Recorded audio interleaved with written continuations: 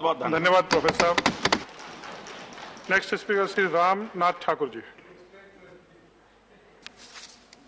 धन्यवाद। मैं संविधान संशोधन के पक्ष में बोलने के लिए खड़ा हुआ हूं।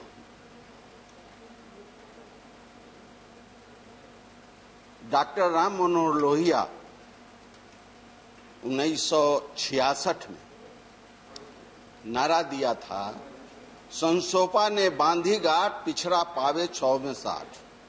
अंग्रेजी में काम न होगा, फिर से देश गुलाम न होगा। राष्ट्रपति का बेटा हो या भंगी का संतान, सबकी शिक्षा एक समान। जो जमीन को जोतो बोए, वो जमीन का मालिक होगे। 1967-66 में उन्होंने नारा दिया था और उनका कहना था कि जीवट लाओ, जीवट। और खाद बनने का काम सवर्ण लोगों ने किया था। राजनारायण जी ने किया था, चंद्रशेखर ने किया था, एस.एम. जोशी ने किया था, मधुलमय ने किया था, मधुधर नवते ने किया था, मृगाल पांडे ने किया था। ये खाद बनने का काम किया था। सभापति महोदय, मैं 67-77 जनता पार्टी के चुनाव घोषणा पत्र में साफ तौर पर था कि आरक्षण लागू होगा। मोरारजी देसाई, चंद्रशेखर जी, बहुत सारे नेता थे, अटल बिहारी वाजपेयी, अंडवानी जी, जनता पार्टी की जो घोषणा बनी थी उसमें स्पष्ट था कि आरक्षण लागू होगा। लेकिन आरक्षण 11/11/78 को जननायक कर्पूरी ठाकुर जी ने जब लागू किया तो आप उस समय की समस्याओं के बारे में, स्थितियां के बारे में आपको जानकारी हो गई होगी, जानकारी है। आरक्षण लागू करना कोई मामूली चीज नहीं थी उस समय। लेकिन दिवाली के रोज 11/11/78 को जननायक कर्पूरी ठाकुर जी ने आरक्षण लागू किया और 8% पिछड़ा वर्ग को, 12% अत्यंत पिछड़ा वर्ग को, 3% महिलाओं को और 3% पढ़ी लिखी महिलाओं को उन्होंने दिया। सभापति महोदय, इतना ही नहीं, नीतीश कुमार जी जब आए तो महिलाओं को 50% आरक्षण दिया।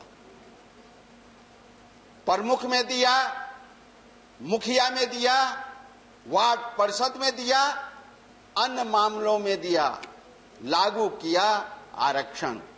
हम आपके माध्यम से सरकार से निवेदन करना चाहते हैं कि प्रोफेसर राम गोपाल बाबू ने जैसा कहा उस हिसाब से जितनी जगह खाली है शिक्षक क्षेत्र में, शिक्षा के क्षेत्र में, इंस्टीट्यूशन में, उन जगहों को भरा जाए और निश्चित रूप से भरा जाए।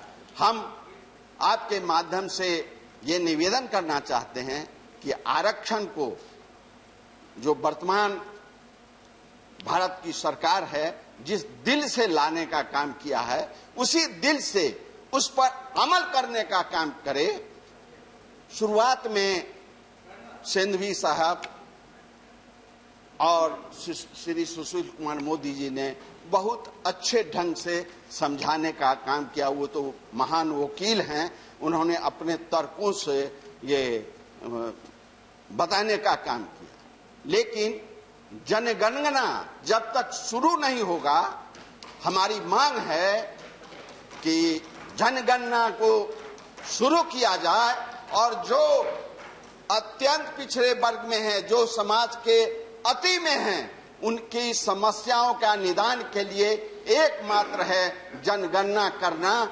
इन्हीं चंद शब्दों के साथ मैं सिंघवी साहब को बताना चाहता हूं कि चमन के सींचने में पत्तियां कुछ झड़ गई होगी, चमन के सींचने में पत्तियां कुछ झड़ गई होगी, वो इल्जाम उस पर लगाते हैं इस चमन के बेवफाई का। और जिसने चमन के कलियों को अपने हाथों से रौंद डाला, वो दावा करते हैं इस चमन के। धन्यवाद रामनाथ ठाकुर जी। इन्हीं चंद शब्दों धन्यवाद। के साथ मैं अपनी बात खत्म करता हूं। धन्यवाद। जय हिंद। नेक्स्ट जय स्पीकर भारत। प्रोफेसर मनोज कुमार झा। शुक्रिया उपसभापति महोदय।